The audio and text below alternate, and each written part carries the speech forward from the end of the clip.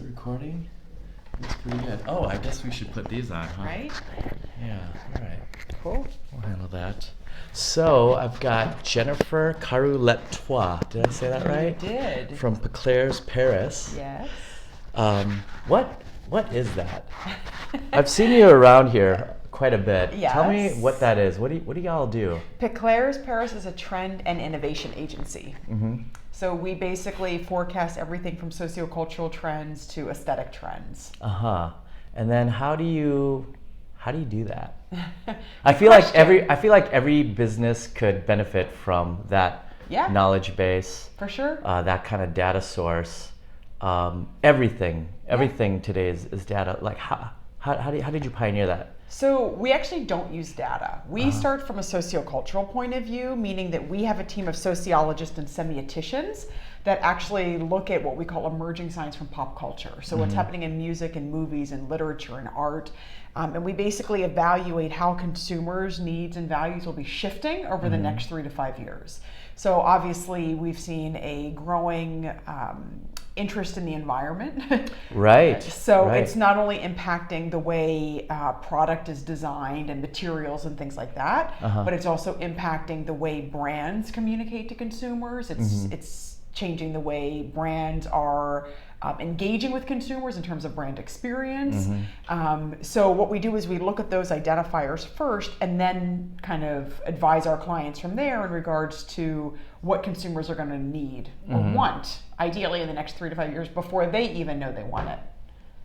So my next question is, do you ever seed movements? Like, let's say with Cambridge Analytica. Yeah. Let's take it back a little bit. I remember there was a lawsuit like maybe 10 years ago, not a lawsuit, a trial. This Mexican hacker went to jail for like 50 years for rigging elections. And what he would do is he made hundreds of thousands, if not millions of Twitter bots that would auto-generate negative memes about opposing political candidates, therefore shaping people's thoughts. Thinking. Right? Is there a way that you guys could kind of do that? Like, we live in a society where memes are considered legitimate news source for many, many people, right? They don't do their due diligence. Couldn't we cognitively hack them by seeding the movement about environmental issues? The reality is I think because we're on a B2B landscape, we're more on a B2B, we don't actually influence the end consumer. But it's kind of like what comes first, the chicken or the egg, right? But I always use the example of Tom's shoes, for instance. So Tom's, we didn't influence the consumer and say, you will now become more empathetic, right? What happened is we were able to look at the emerging signs, again, of what were people gravitating towards art, what were people gravitating towards movies, what were those successes to identify that the consumer was becoming more empathetic, and then poof, arrives Tom's and they blow up. And it wasn't about the style of the shoe, it was about what they stood for as a brand. So I can give you an example, actually. Just yesterday, there's a Playboy exhibit at the Beverly Center. And there's also a retrospective of Annie Leibovitz downtown at Worth and Hauser. So all of the exhibits that are happening. I was just there a few weeks ago. What a great space. I gotta get to it. It's over at the end of the week. Oh my God, I'm going this week. I'm gonna have to you go tried too. The restaurant there? Yes, it's great. It's great, huh? Yeah. Very good. And yes, a beautiful space. Beautiful. So the whole idea is that all of these exhibits are actually around the idea of freedom. So the Annie Leibovitz was about the 70s, right? So it's not even about current day, but it was about the 70s. And then when we went to the Playboy one yesterday, it was also about liberation, women's empowerment, which is also a result of like the Me Too movement. Right. But it was actually interesting to see that Hugh Hefner was really the one in the 70s that was breaking down the stereotypes of women between cultures. I actually read at the exhibit that he was one of the first, was the first guy in the 70s when musicians or comedians would come to the Playboy Club to play jazz or whatever it is, whether they were African American or white, they all entered through the same door. When at that time, a lot of the other artists were asked to use the kitchen door, let's say. So my point is that the timing of this exhibit in timing with Black Panther or any other cultural happenings is about breaking down the stereotypes between racial stereotypes, cultural stereotypes. So when we start to see those things happening, we're not necessarily priming the end consumer to like these things. It's just all these things happen to be bubbling up at the same time. And so our job is basically to connect the dots and say, okay, that's why wide leg pants are coming back, right? So because there's this kind of like 70s mindset, people are kind of wanting to be in also utopian communities because the reality of our world today is a little disturbing. So I don't believe that we necessarily influence the consumer to buy certain things. I think that what our job is to see what's already happening, to decipher it, make sense out of it, dish that up to our clients in a really easily digestible way. And because at the end of the day, 70% of our business is fashion. Part of it is beauty, consumer electronics, but it's about, you know, what does that mean for my brand or for my product? So 70% of your business is fashion. I'm so curious. So I remember, you know, a decade ago, you know, something would be really hot in LA or New York. It'd be in Vogue magazine. And then it wouldn't get to the Midwest, let's say, for years in terms of like a trend cycle. And now I see things sometimes trending faster in the Midwest. I'm from Minnesota. Like I'll see my sister wearing something. I'm like, whoa, like how are you so fashion forward right now? Totally. With fast fashion cycle, that's a legitimate thing, right? How are you able to predict trends when the cycles are so fast and evolving? It's getting faster and faster. Well, because I think with the world of influencers, but also there's so much information available to consumers now. It used to not be available. Like it used to be harder to get. There's so much transparency. There's so many, like I was saying, influencers and bloggers that are available to the end consumer that they're able to adapt and accept trends faster and faster. And yes, fast fashion is one thing, and I don't think we'll ever stop. I mean, I don't think Zara and H&M and Forever 21 are going out of business. Is Uniqlo fast fashion? Part of it, but I mean, I also think they're doing some like really innovative things. I think, you know, each of these brands, when we talk about innovation is different to everyone. You know, something is different to anyone. So I think Uniqlo has made basics really cool. And there's a story behind basics about sustainability if you wanted to talk about it that way. Again, all of the storytelling. But again, I think the way fashion can get to, like we're saying, this middle America faster is because there's so much free information available on the internet and on Instagram and all of these kinds of things. So it just takes some time to get somebody to go through it, curate it, and I don't know what you would do, like profile it. But there's like, for instance, your sister could be following a blogger or an influencer on Instagram where she has instant access to what's cool. You know what I mean? There's she doesn't need a filter. Like that's her filter. That blogger, that influencer, that's her filter. I mean, just taking the influencers example, you know, you've got like these girls like Ami Song, the Blonde Salad, the Kylie Jenners, and they influence their fans directly. Exactly. And then these magazines have like a 3-4 month lead time. The cycle might be over by the time it hits print, right? That's right. That's exactly right. And it's the same thing with innovation. So even when a brand is trying to innovate, they need to push through the innovation cycle faster because sometimes these huge brands, there's so much red tape to get innovation through. They have to make sure that they're pushing it, which is why a lot of indie brands are leading innovation because they're nimble. They don't take as long to push an idea through. A bigger company to push a new idea through, by the time it gets to market, it's not innovative anymore. So it's why, like when we talk about indie beauty, for instance, there's all these indie beauty brands that are just leading and, you know, essentially capturing the market faster than the L'Oreals and the Estee Lauders. And now they're playing catch up with the new brands, basically. Who's doing that well? Who's innovating in the innovation cycle? I think beauty is leading innovation right now. Anyone in particular? I mean, I think there's not one brand. I mean, CBD is really leading the innovation in beauty right now as an ingredient. So it's, I went to the Indie Beauty Show recently and it was like, the key ingredient around innovation is CBD, but also in terms of marketing, it's all about shamanism and spirituality. And again, on a sociocultural level, it's like we are living in such a crazy political situation right now. People are just willing to look to places for answers and to feel good that may seem esoteric or because we used to go to like the news, right? Which seemed like very logical and very stable, but now it's like fake news. Nobody even relies on that anymore. So the general consumer is becoming more willing to look to these like more spiritual realms for answers. Basically. I feel like that's been bubbling over for quite a while.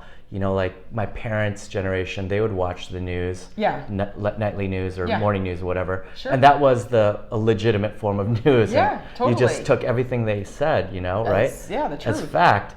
But now I think advertiser dollars have really sometimes compromised the news, and maybe they're not reporting what's actual news, but maybe it's biased towards who's paying the bills. And I think people are becoming more savvy to that. And also advertising is different. I mean, we live in an on-demand world. Do you notice our parents they couldn't fast forward through commercials. No. Do you know what I'm saying? You couldn't binge watch a whole season of anything. Ever. You had to plan your week around next Monday at 8:30. That's right. So even now, it's like I don't sit down and watch CNN as like my nightly. I get updates on my phone. Like, do you watch any TV? Very little. Very, very, very, very little. I have to consume so much information on a daily basis anyway that by the time I'm done working, I don't want to consume any more information. Wow. So what do you have to do to decompress? Yoga. A lot of yoga. Okay. Like some meditative, just silence. Yeah, exactly. When you consume data during the day, like how are you consuming that? Blogs, newsletters, industry papers. Just all related to fashion? Not necessarily, but I also look at beauty, I look at fashion, I look at innovation, I look at information on consumers, and I scan. I just have to scan, and like I basically scan all this information and file it away somewhere in my brain. So because you at any are, given point, I have to connect the dots. You yourself are a trend forecaster then? I don't create the content that goes in our books, but it's my job to be knowledgeable in front of a client. I see. So I am the layer between the company and the client. So I have, obviously, we print information. We have a portfolio of trend publications. I need to be able to digest the information and understand how it can apply to our client and have a conversation with them about how it applies to their business. So I still need to know what's happening in all industries at all times and how that can relate back to the future. So without naming any names, describe a typical client, how they approach you, and what that relationship looks like. So on any given day, I could get an inbound request to look at our fall/winter 2021 kids information, right?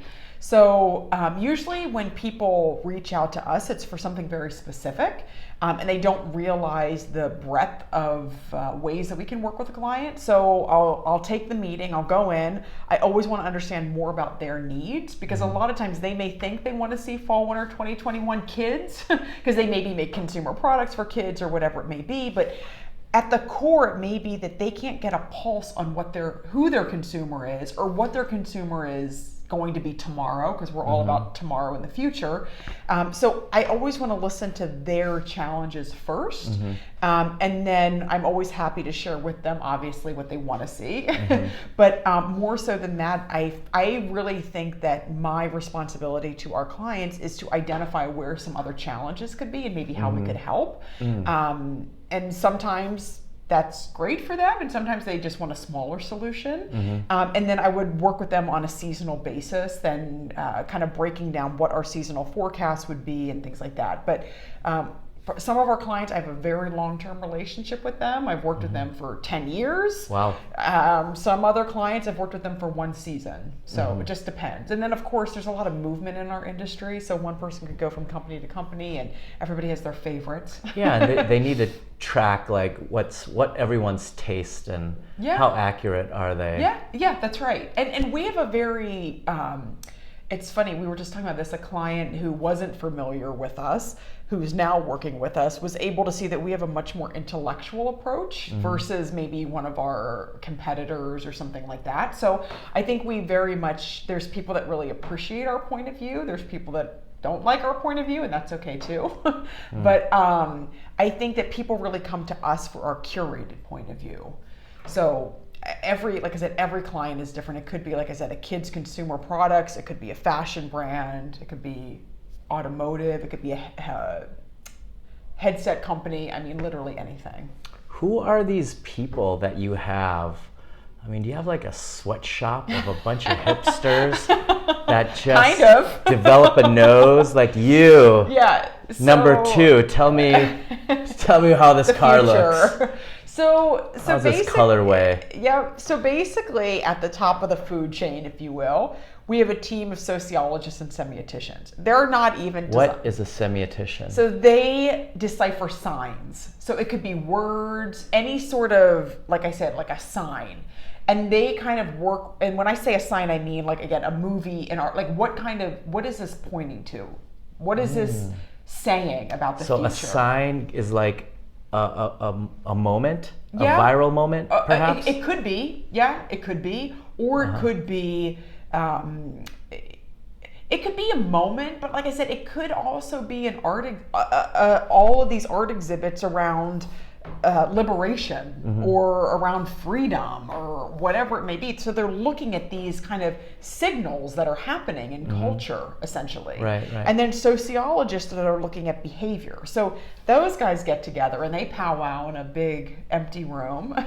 And what they do actually is, over a long period of time, they put up things all over the walls of like what they feel like is relevant and going to be shaping the future. And it's a 9-month process. At the end of the 9 months, they basically say, these are the key indicators that we feel are going to be pushing the next 3 to 5 years.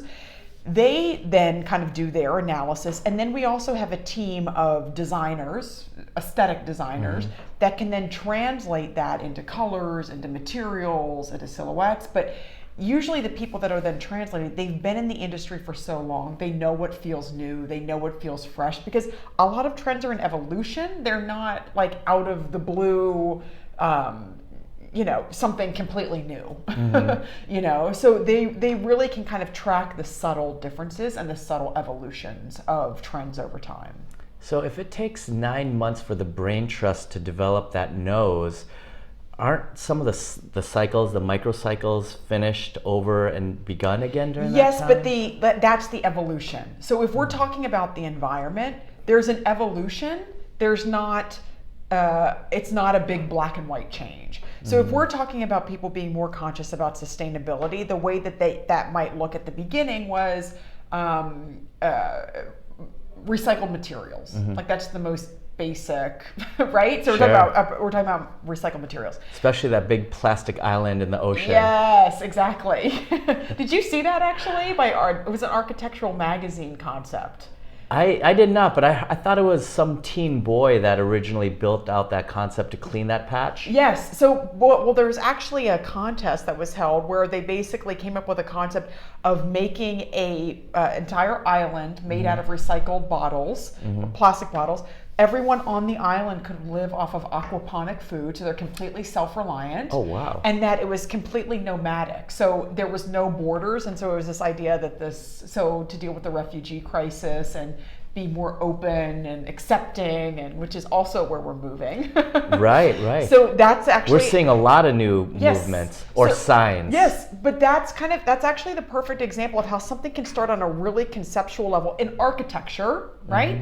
But the way we see that moving is if you look at all the ad campaigns around beauty, no Photoshop, real models. It's not all Alicia Keys, no makeup. Yes, exactly. But it started with this concept around like being open, being real, accepted, being authentic, so embracing your differences, all of that kind of stuff. So, it's really, it is true that these big macro concepts have micro cycles within them because they keep evolving. Even the idea of sustainability, the way we see evolving is going into a blue movement, which is about caring about people versus just the environment, right. Or around transparency. So, you may have clean ingredients in your face cream, Mm-hmm. but maybe where you're sourcing from, there's child labor. Right. So right. now there's going to be an evolution into being transparent about where Mm-hmm. are you getting your ingredient? Mm-hmm. How are you getting your ingredients?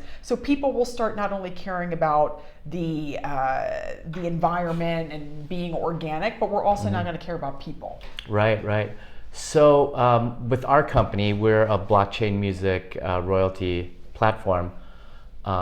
We want to predict trends as well. What a lot of our viewers are musicians and music tech people. Yeah. What would you say if you're consulting a musician in terms of your insights? It depends on the end result, I always say. It depends on, are you guys looking for innovation? Are you looking for consumer behavior shifts? I mean, one of the things that I think is really relevant that I think you guys are doing right is this idea around collaboration, because collaboration is, we really started spotting it with Kickstarter. So the idea of being in a collaborative economy, a collaborative society, we're seeing these like fab cities pop up where they're completely self-contained. We're seeing communities pop up that are completely self-contained. You're talking online communities. No, also in real life, that people that grow their own food and they're totally self-sufficient. They're off the grid. Yeah, exactly. A lot Small of them, houses. Yep, happening in France as well. Okay. So, but my point is, so I was starting with this idea of collaboration because I think your platform is very much about collaboration. Yes, correct. But one of the things that I think we've been identifying is that, again, because of the state of the world that we live in, people are seeking more emotional experiences and not to get too caught up in algorithms. And music is emotional. Yes. It's a very emotional thing. Yes. So I think if you can link the idea of technology and emotion will be more important. But I think people really want to feel like they're a part of something. Like Gucci started a creative lab for innovation in Italy because, again, you have even fashion companies popping up there where they're basing their product off of algorithms, but they're forgetting about like the human creativity. It's about intuition. And if you talk to musicians like you do, I'm sure a lot, right? It's an emotional process. Creativity is an emotional process, right? So I think there's something to be learned from algorithms and data, but I also think what's important in any art, whether it's fashion or music, is to not forget the emotional, human aspect of creativity. And I think if you could tap into that, it's kind of the magic. What's funny is I've hosted a lot of conferences and panels in the last 12 months, and I've talked to some major agents and executive sides, managers. You just resonated exactly what they said in terms of what kind of content do I produce as a musician. You really nailed it. What about trend forecasting in music for musicians? How should they approach, how do I make the next hit? How do I become Post Malone? We've never done that. I mean, here's the thing though, I think what's more important is authenticity. Like people now, and I go back to, I was talking about influencers, but I think influencers are dying because it's not authentic. Like people are going to know that I paid you to wear that. It's just another form of advertising. Especially when they have to hashtag ad. Yeah, exactly. But it's like, I think more importantly, it's people can feel when you're authentic. So it's not about saying I want to be Post Malone or Alicia Keys or fill in the blank of whatever musician it is. I think what people really resonate with is authenticity. Like, are you being authentic? And if you're being authentic as a musician, as a designer, as an artist, that's what's going to make you successful. And more, like we work with brands. I mean, musicians are brands too, if you look at it that way. It's about tapping into the white space. More and more people, and we believe people need to create their own white space. It's not about finding it and then filling a void, because there are as many brands as there are musicians, right? It's about finding your authentic voice and expressing that authentically. You know, versus I just had pink flash in my head, right? It was like the music industry executives were telling her to be a certain way, and she was like, fuck you. No, I'm gonna, this is me. This is what I'm gonna do. And she was successful. And I think more importantly than ever, that's what people want, is authenticity. You know, I mean, even children as young as kindergarten can kind of sniff out authenticity. 100%. They can kind of tell if an adult is lying to them. Absolutely. They know who the most authentic kids are. They end up being more popular because they're more real. Yeah.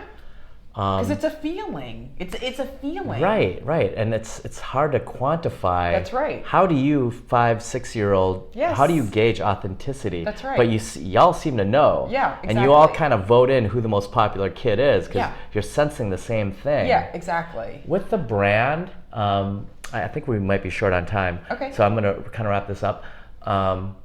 With the brand, how do they craft an authentic message while still taking in trends and data of where they should be going while still being real? How do they find that balance? Because I think musicians could do the same as well. Like, if EDM music has been strong for 10 years, it might kind of plateau in the next couple years. Maybe hip hop is a thing. Yeah. So, like, how do you stay trendy and relevant yet still being real? How do you balance that? So I always look at it this way. Every brand or every musician has their own DNA. Like at the core, there's a DNA. There's a lot of trends. Like whenever people are like, what's the color of the season? We come out with 49 new ones every season. And how many colors are there? There's lots of shades. But the point is, I always say it's like, are you Nike or are you New Balance? So it's the same thing with an artist or a brand. It's like you have to filter the trends through your capabilities, your ambitions, who you stand for, your DNA. We would make a recommendation to one company for one color and another company for another. It doesn't mean one's trendier than the other. It just means that your consumer target is different, your brand DNA is different. So it's always a fine line between, looking at it like a buffet. You can't have all of it or you'll get sick, right? So it's like looking at the spread and basically picking and choosing, these are relevant for us, these are not relevant for us, because you can't do everything. No way. Then you look like you have no point of view. Correct. And then you're not authentic at all. And you stand for nothing. So the way that I would recommend is again, knowing who you are, knowing what you stand for, knowing who your consumer is, and then filtering it through that. Last question. Yes. If at some point we're going to have AI, quantum computing, and we're going to be able to contextualize that data with the things that you and your company know and are experts in, once that data becomes relevant and freely available to the masses, I could see a point where everybody becomes trendy. Everybody knows what the cycles are. I mean, we're all kind of dressing alike. Skinny jeans kind of hit the mainstream at the same time, started by the hipsters.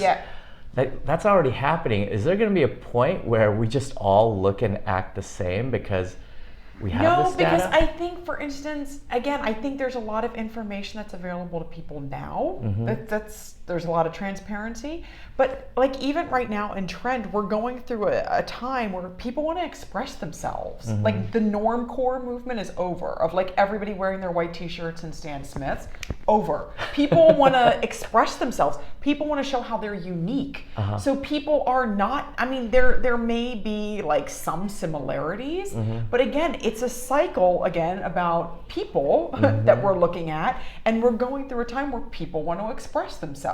Right. So even though there may be, this brand may be doing a skinny jean and this brand may be doing, there's going to be differences. And we've actually seen more people purchasing products based on what the brand stands for versus what the jeans look like. Interesting. So the morals and the ethics can almost dictate the life 100%. Of the trend. Absolutely. What you stand for. Wow. Yeah. I don't think a lot of people really think about that. Right. Right?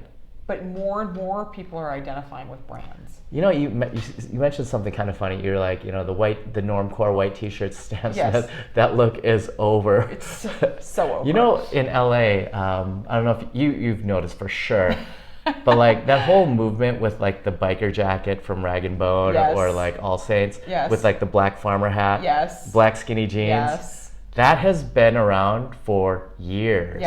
Like 3, 4. But I think I think motorcycle jackets are a classic. It's timeless. They're timeless. Okay. Leopard print is timeless. I mean, I think the hat will change. I mean, we went from everyone wearing like Kangol's to like the Pharrell hat, and you know what I'm saying? I mean, there are certain but I think there are certain things that are timeless. I think biker jackets are timeless. Yeah, they they kind of are. Leopard I mean, even skinny jeans at this point, they've been around for so long, in a way they're timeless. Like a decade. Yeah, exactly. Right? Yeah, exactly. That's incredible. Yes. Yeah, absolutely. So, I could talk to you forever, but I know you have to go. I appreciate you sitting in with me. My pleasure. Thanks for chatting. Maybe we can talk again sometime. For sure. Amazing. Appreciate it. Thank you.